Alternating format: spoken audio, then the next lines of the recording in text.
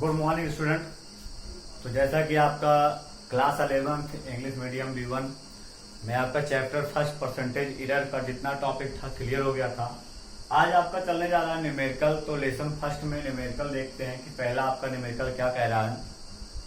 तो आपके physics first lesson first percentage error का जो पहला न्यूमेरिकल आपका है, आप कह रहा the mean wavelength of yellow light from a sodium lamp is 5893 angstrom, write it in metre and nanometre. यानी हमें जो है आपको सोडियम लैंप का वेवलेंथ दिया गया है। तो वेवलेंथ को हम किससे डिनोट करते हैं? वेवलेंथ को हम डिनोट करते हैं लैम्डा से। तो पहला न्यूमेरिकल हम देखते हैं। तो आपका दिया है वेवलेंथ ऑफ सोडियम लैम्प,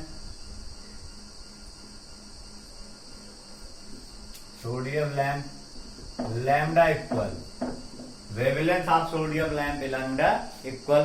तो लैम्डा इक्वल आपको दिया गया है 5893 एंगस्ट्रॉम। सोडियम लैंप का जो वेवलेंथ है वो हमारा कितना है? सोडियम लैंप के येलो लाइट का जो वेवलेंथ है,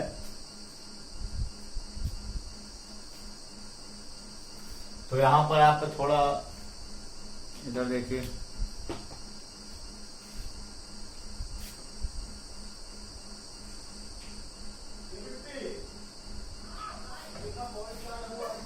क्वेश्चन करा the main wavelength of yellow light from a sodium lamp. तो यहां हम लिखेंगे आपका हो जाएगा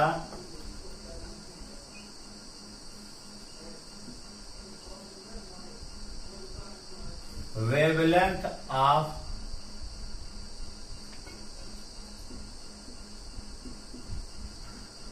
येलो लाइट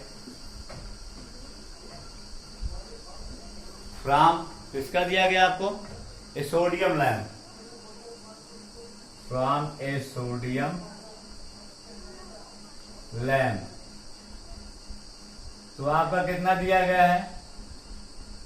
लैम्डा इक्वल दिया गया है 5893 एंगस्ट्रॉम।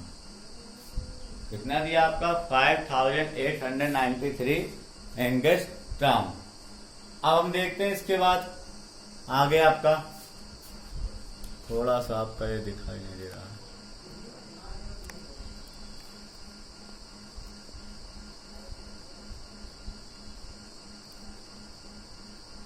ये आपका दिखाई दे रहा है।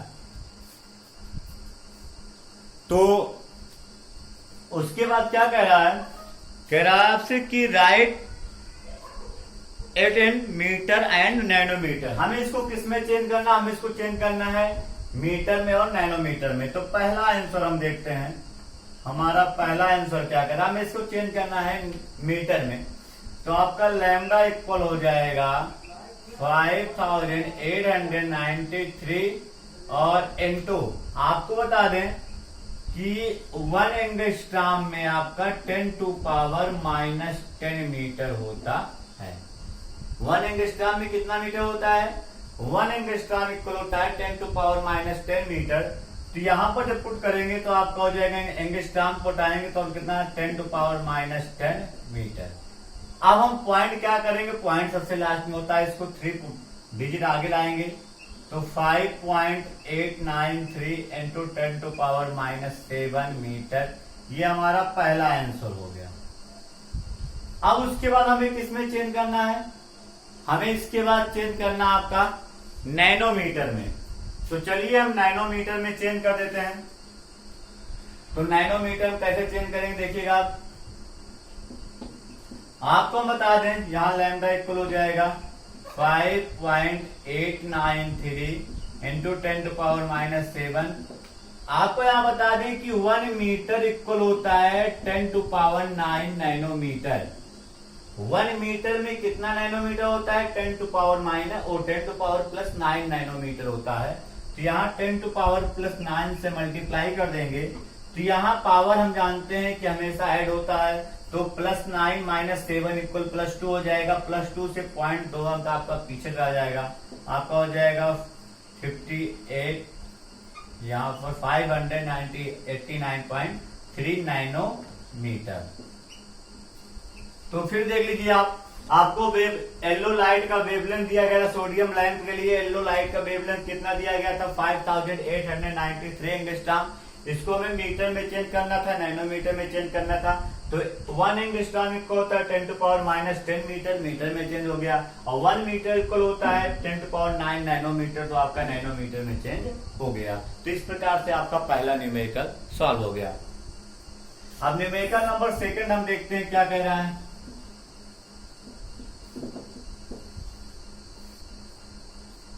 तो न्यूमेरिकल नंबर सेकंड कह रहा है कि calculate the number of metric ton in a teragram. तो देखिए सेकंड नंबर आपको कह रहा है calculate the number of metric ton. तो हम देखते हैं यहां पर आपका हो जाएगा metric ton in a teragram equal. तो आपको बता दें कि टेराग्राम में जो मैट्रिक टन होता है, मैट्रिक टन जो नंबर ऑफ मैट्रिक टन होता है वो हमारा होता है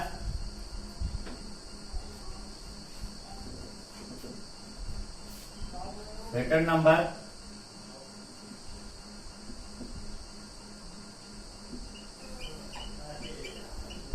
of metric tons in a teragram equal. तो आपको बता दें कि टेराग्राम में मैट्रिक टन का जो नंबर होता है 10⁻6 होता है। कितना होता है? 10⁻6 होता है। इसको आगे देखिएगा 1 टेराग्राम में कितने मैट्रिक टन होते हैं? 10⁻6। क्वेश्चन नंबर थर्ड देखते हैं क्या कह रहा है।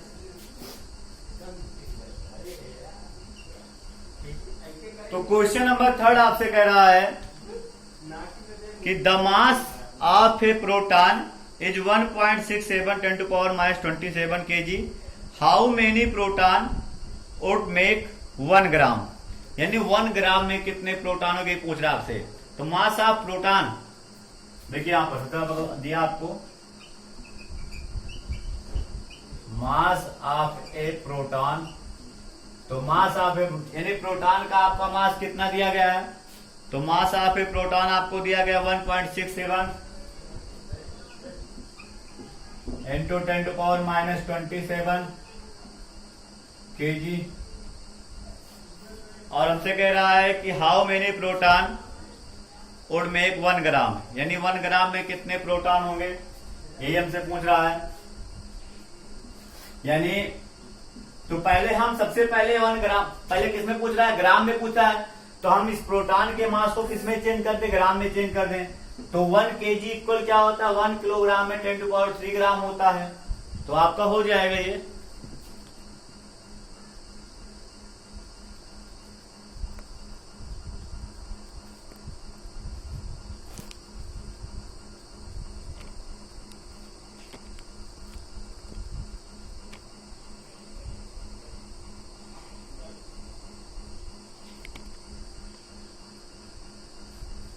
तो आपका हो जाएगा यहां पर इसको ग्राम में चेंज करेंगे तो 1.67 10⁻⁻27 और इंटू 10 कितना हो जाएगा आपका 3 ग्राम।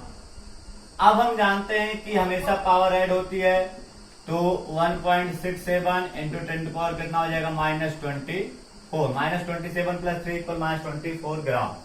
अब जैसे ही आपका ग्राम में आ गया तो हम जान रहे हैं कि एक प्रोटॉन का जो मास है वो कितना है? 1.67 10⁻24 ग्राम है। तो कह रहा है कि 1 ग्राम में नंबर ऑफ प्रोटॉन बताना है। तो यहां हम लिखेंगे नंबर ऑफ प्रोटॉन इन 1 ग्राम। तो 1 ग्राम में कितने प्रोटॉन होंगे? तो हम क्या करेंगे, इसको डिवाइड कर देंगे 1.67 यहाँ पर आपका हो जाएगा 1/1.67 इंटू 10⁻²4। तो ये पॉइंट हटाएंगे, ये ऊपर ले जाइए, पॉइंट हटाएंगे ऊपर 0 बढ़ जाएगा, तो आपका हो जाएगा, इसको ऊपर ले जाएंगे तो 1 इंटू आपका हो जाएगा +24 अपान में 1.67। यहां से आप एक पावर हम कम कर देते हैं, जब एक पावर कम कर देंगे आपको हो जाएगा 10 इंटू 10⁻23 अपान में आपका आ जाएगा 1.67। इसको आप डिवाइड करेंगे तो समथिंग में आपका जाएगा, अगर हम ले जाते हैं तो 5 बार जाएगा, 6 बार जाएगा, ज्यादा हो जाएगा। देखिए अगर यहाँ पॉइंट हटा देंगे तो आपको हो जाएगा 1000/167। तो 16 का हम करेंगे 16 5 जा कितना होता है, 80 होता है, 16 6 जा 96, लेकिन आपका 7 भी ज्यादा हो जाएगा, तो आपका आ जाएगा 5.99 इंटू 10⁻23। यही हमारा आंसर हो गया। तो सबसे पहले प्रोटॉन का मास था 1.67 10⁻27 किलोग्राम था, ग्राम में चेंज कर दिए। उसके बाद कह रहा है 1 ग्राम में नंबर ऑफ प्रोटॉन बताना है, तो हम इसको डिवाइड कर देंगे, तुरंत हमारा आंसर आ जाएगा। देखते हैं अगला क्या कह रहा है, क्वेश्चन नंबर 4।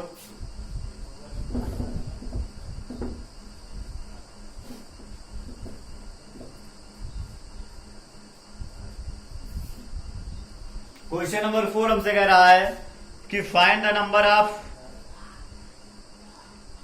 हाइड्रोजन एटम,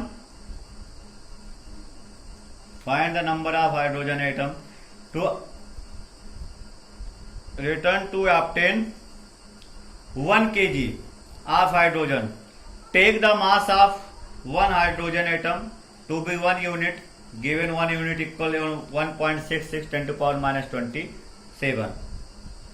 यानी आपको कह रहा है सबसे पहले आपको ये 1 यूनिट की वैल्यू दी गई है, तो फिर देख लीजिए हमें बताना है नंबर ऑफ हाइड्रोजन एटम बताना है, और किस में बताना है, हमें बताना है कि 1 किलोग्राम में, और take the mass of 1 hydrogen atom to be 1 unit, यानी एक हाइड्रोजन एटम जो है वो आपका, उसका मास आपका कितना है, 1 यूनिट है।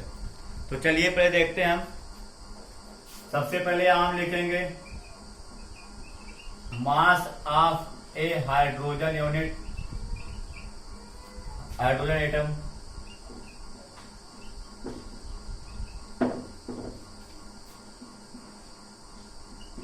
तो कितना है आपका, तो आपको दिया गया है हाइड्रोजन एटम का जो मास है 1 यूनिट है, 1 यूनिट, और 1 यूनिट इक्वल आपको दिया है 1.66 इंटू 10⁻27 kg। हाइड्रोजन एटम का आपका जो मास है वो आपका है 1 यूनिट, और 1 यूनिट इक्वल दिया 1.66 10⁻27 kg। तो कह रहा है कि 1 किलोग्राम में नंबर ऑफ हाइड्रोजन एटम कितना होगा, तो यहां हम लिखेंगे नंबर ऑफ हाइड्रोजन